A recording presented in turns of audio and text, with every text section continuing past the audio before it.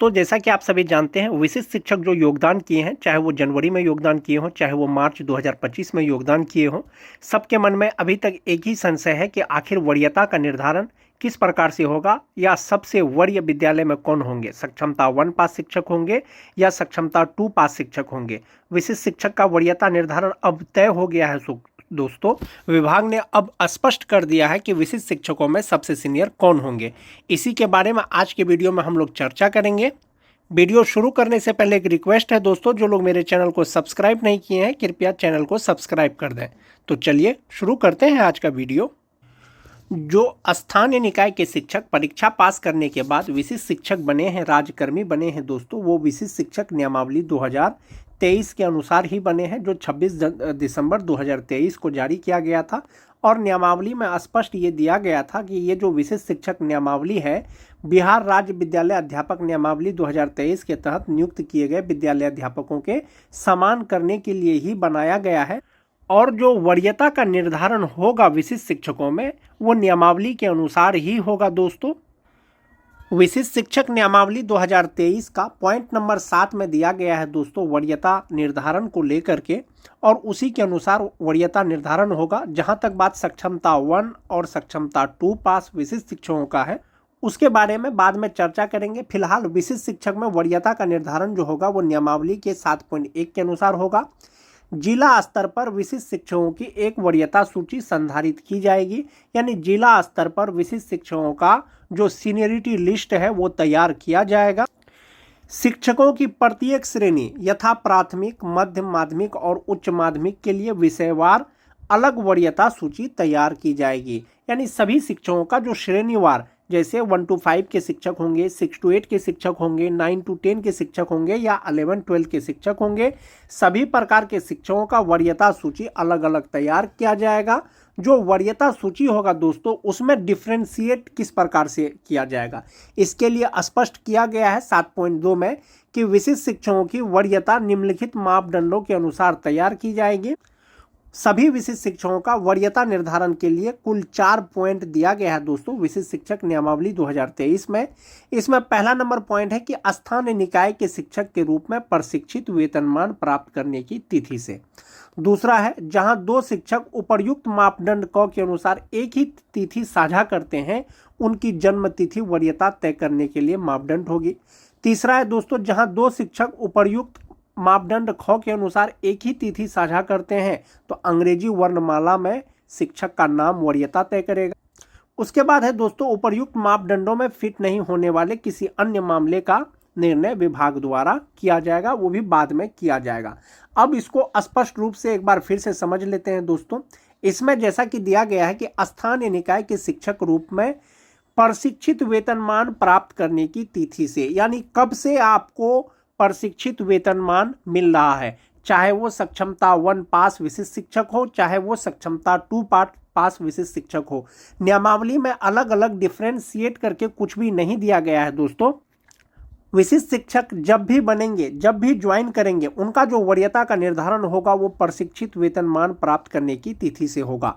जैसे बहुत लोग 2003 से लेकर के 2005 तक के स्थानीय निकाय के शिक्षक परीक्षा देकर के कुछ लोग विशिष्ट शिक्षक बन गए, कुछ लोग विशिष्ट शिक्षक नहीं बने, लेकिन उनको प्रशिक्षित वेतनमान जो है मान जाते हैं उसको 2011 से मिल रहा है, 2012 से मिल रहा है या 2013 से मिल रहा है। और चूंकि वो स्थानीय निकाय के शिक्षक के रूप में सक्षमता 1 का परीक्षा नहीं दिए और वे सक्षमता 2 का परीक्षा दिए और पास कर गए, और सक्षमता 1 में टीईटी पास कोई शिक्षक मान जाते हैं कि वो विशिष्ट शिक्षक बन गए हैं।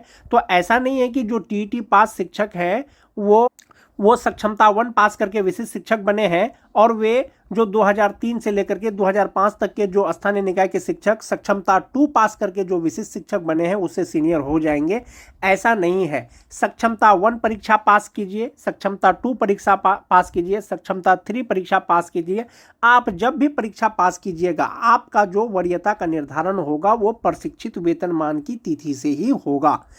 ये चीज क्लियर है दोस्तों। दूसरा है, जहां 2 शिक्षक उपर्युक्त मापदंड क के अनुसार एक ही तिथि साझा करते हैं, उनकी जन्म तिथि वरीयता तय करने के लिए मापदंड होगी।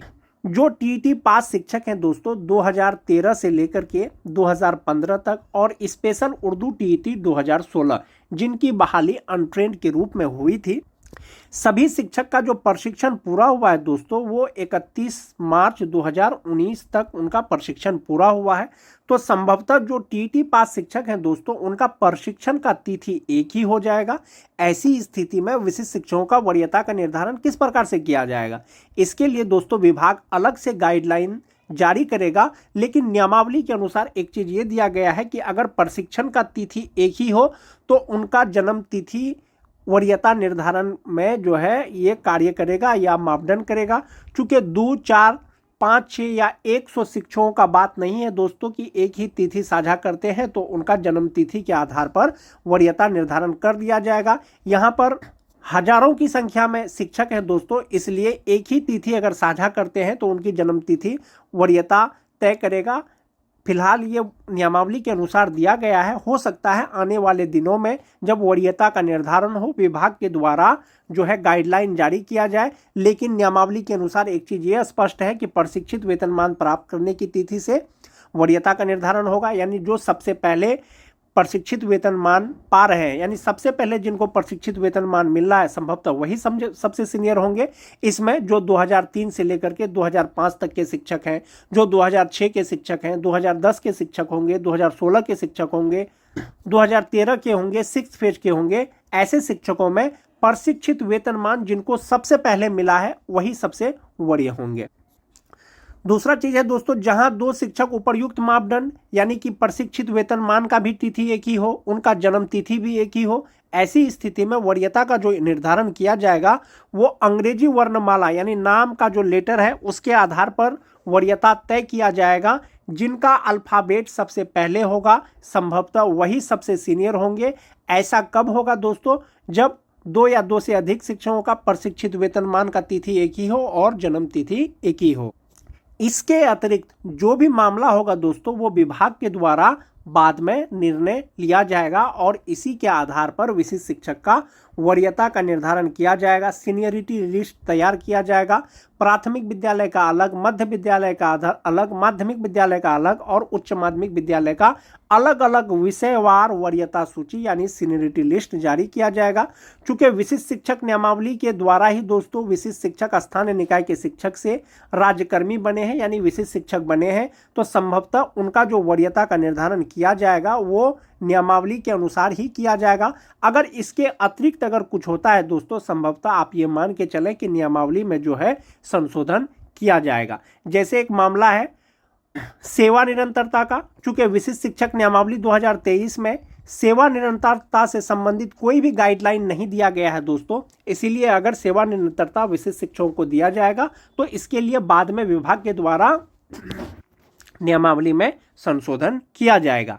विशिष्ट शिक्षक नियमावली के अनुसार विशिष्ट शिक्षकों को प्रोन्नति भी दिया जाएगा, लेकिन कब दिया जाएगा, लगातार 8 वर्ष की सेवा के बाद दिया जाएगा।